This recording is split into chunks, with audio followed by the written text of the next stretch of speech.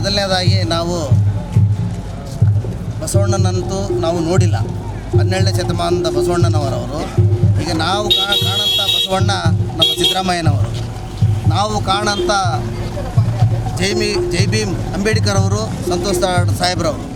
ಹಾಗಾಗಿ ಈ ಕಾರ್ಯಕ್ರಮ ಅದ್ಧೂರಿಯಾಗಿ ನಡೀತಿದೆ. ಇನ್ನು ಕೆಲವೇ ಗಂಟೆಗಳಲ್ಲಿ ಎಲ್ಲ ಸಚಿವರು, ಶಾಸಕರು, ನಮ್ಮ ಜಿಲ್ಲೆ, ಅವಳಿ ಜಿಲ್ಲೆ, ಬಳ್ಳಾರಿ ಅಖಂಡ ಬಳ್ಳಾರಿ ಜಿಲ್ಲೆ, ವಿಜಯನಗರ ಜಿಲ್ಲೆ ಎಲ್ಲ ಶಾಸಕರು ಒಟ್ಟಾಗಿ ಕಾರ್ಯಕ್ರಮ ನಡೆಸಿಕೊಡ್ತಾರೆ. ಅಧ್ಯಕ್ಷತೆ ನಮ್ಮ ಗಯಬ್ ಸರ್ ಇರ್ತದೆ. ಉದ್ಘಾಟನೆ ಉದ್ಘಾಟನೆ ಗಯಬ್ ಸಾರು, ಅಧ್ಯಕ್ಷತೆ ನಮ್ಮ ದಾದಾ ಅವ್ರದ್ದು ಇರ್ತದೆ, ಸಂತೋಷ್ ದಾದಾ ಅವ್ರದ್ದು. ಈ ಕಾರ್ಯಕ್ರಮ ಭಾಳ ಚೆನ್ನಾಗಾಗ್ತದೆ, ಅದ್ಧೂರಿಯಾಗ್ತದೆ. ಎಲ್ಲರಿಗೂ ಬಂದಿರತಕ್ಕಂಥ ಎಲ್ಲರಿಗೂ, ನಮ್ಮ ಕಾಂಗ್ರೆಸ್ ಕಾರ್ಯಕರ್ತರಿಗೂ, ಮುಖಂಡರಿಗೂ, ಹಿರಿಯರಿಗೂ ಎಲ್ಲರಿಗೂ, ಎಲ್ಲ ವಿಧಾನಸಭಾ ಕ್ಷೇತ್ರದಿಂದ ಬಂದಿರತಕ್ಕಂಥ ಎಲ್ಲ ನನ್ನ ಅಣ್ಣ ತಮ್ಮಂದಿರಿಗೂ ಧನ್ಯವಾದ ಹೇಳ್ತಾ ಈ ಬ್ಲಾಕ್ ಕಾಂಗ್ರೆಸ್ ಪ್ರಧಾನ ಕಾರ್ಯದರ್ಶಿ ಈಗೇನು ಈ ಹಿಂದೆ BJP ಸುಳ್ಳು ಭರವಸೆಗಳನ್ನು ನೀಡಿ ಅಧಿಕಾರಕ್ಕೆ ಬಂದತ್ತೆ. ಈಗ 2 ಪೀರಿಯಡ್ ಕೇಂದ್ರದಲ್ಲಿ ಆಡಳಿತ ನಡೆಸೈತೆ. ಅದು ಕೊನೆಗೊಳ್ಳುವಂಥ ಪರಿಸ್ಥಿತಿ ಬಂದೇ ಬರ್ತದೆ. ಈಗ ಯಾಕಂದ್ರೆ ಯುವಕರಿಗೆ 2 ಕೋಟಿ ಉದ್ಯೋಗ ಕೊಡುವಂತಾಗಿರ್ಬೋದು, ಬಡವ್ರ ಖಾತೆಗೆ 15 ಲಕ್ಷ ಹಾಕ್ತೀನಿ ಅಂತ ಹೇಳಿರ್ಬೋದು, ಆಮೇಲೆ ಬ್ಲಾಕ್ ಮನಿ ತರ್ತೀನಿ ಅಂತ ಹೇಳಿರ್ಬೋದು, ಟ್ಯಾಕ್ಸ್ ವಿಚಾರದಾಗಿರ್ಬೋದು, ಇವೆಲ್ಲ ಭರವಸೆಗಳನ್ನು ಕೊಟ್ಟು ಇವತ್ತು ಯಾವುದೇ ಒಂದು ಭರವಸೆ ಕೂಡ BJP ಸರ್ಕಾರ ಈಡೇರಿಸಿಲ್ಲ. ಈಗ ಜನ ಕೂಡ ಅರ್ಥಕೊಂಡಾರ. ಈ ಹಿಂದೆ ನಮಗೆ ಇಂಥ ಆಸೆಗಳನ್ನು ತೋರಿಸಿ ಯಾವುದೇ ಒಂದು ಭರವಸೆಗಳನ್ನು ಈಡೇರಿಸಿಲ್ಲ. ಮುಂದಿನ ದಿನ ಈ BJPಗೆ ನಾವು ಮತ ನೀಡಿದರೆ ಇನ್ನೂ ನಾವು ಸಂಕಷ್ಟಕ್ಕೆ ಹೋಗ್ಬೇಕಾಗ್ತದೆ ಅಂತೇಳಿ ಜನ ಕೂಡ ಅರ್ಥಕೊಂಡಾರ.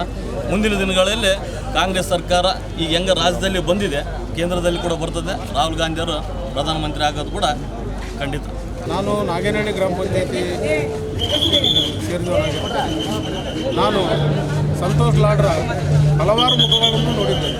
ಅವರು ಯೂತ್ ಐಕಾನ್.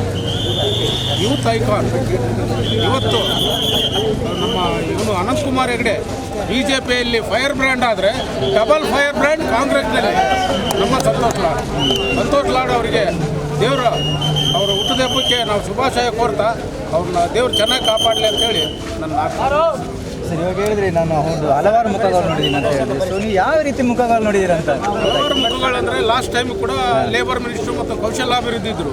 ಸಾಕಷ್ಟು ವಿದ್ಯಾರ್ಥಿಗಳನ್ನು ಕರ್ಕೊಂಡೋಗಿ ಉದ್ಯೋಗ ಮೇಳ ಮಾಡಿ ಜಿಂದಾಲಲ್ಲಿ ಕೆಲಸಗಳು ಕೊಡಿಸಿದರು. 100 ಕಂಪ್ನಿಗಳನ್ನು ಕರೆಸಿ ಕೆಲಸಗಳು ಕೊಡಿಸಿದರು. ಇದೇ ರೀತಿಯಾಗಿ ಅವರು ಒಳ್ಳೆಯ ಅಭಿವೃದ್ಧಿ ಕಾರ್ಯಕ್ರಮಗಳು. ಆಮೇಲೆ ಯೂತ್ಸ್ ಎಲ್ಲ ಇವತ್ತು ಏನು ನಮ್ಮ ಸುತ್ತಮುತ್ತ ವಿಜಯನಗರ ಸುತ್ತಮುತ್ತ ಏನು MLA ಆಗಿದ್ದಾರೆ, ಯೂತ್ ಐಕಾನ್ಗಳೆಲ್ಲ ಇವರ ಆಶೀರ್ವಾದದಿಂದನೇ ಅವರು MLA ಆಗಿರೋದು.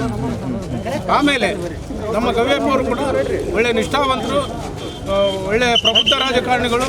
ಅವರು ಕೂಡ ಮುಂದಿನ ದಿನಗಳಲ್ಲಿ ಮಂತ್ರಿ ಆಗಲಿ ಅಂತೇಳಿ ಆಶಿಸ್ತೇನೆ. ಇನ್ನೇನು ಒಂದು ಕೆಲವೇ ತಿಂಗಳಲ್ಲಿ ಲೋಕಸಭಾ ಚುನಾವಣೆ ಬರ್ತಿದೆ. ಸೊ ಈ ಬಾರಿ ನೀವು ಎಷ್ಟು ನಿರೀಕ್ಷೆ ಇಟ್ಕೊಂಡಿದ್ದೀರಾ ಸರ್? ಲೋಕಸಭೆ ಎಲೆಕ್ಷನ್ನಲ್ಲಿ 100% ಈ ಸಲ 20 ರಿಂದ 22 ಸೀಟು ಕಾಂಗ್ರೆಸ್ ಗೆಲ್ಲುತ್ತೆ.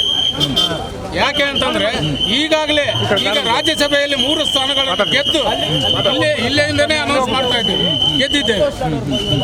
ಅದೇ ನಿರೀಕ್ಷೆಯಲ್ಲಿ ನಾವು ಕಾಂಗ್ರೆಸ್ನಿಂದ 20 ರಿಂದ 22 ಸ್ಥಾನ ಗೆಲ್ತೀವಿ ಅಂತೇಳಿ ಈ ಮೂಲಕ ನಾನು ಹೇಳಲು ಇಚ್ಛಿಸ್ತೇನೆ.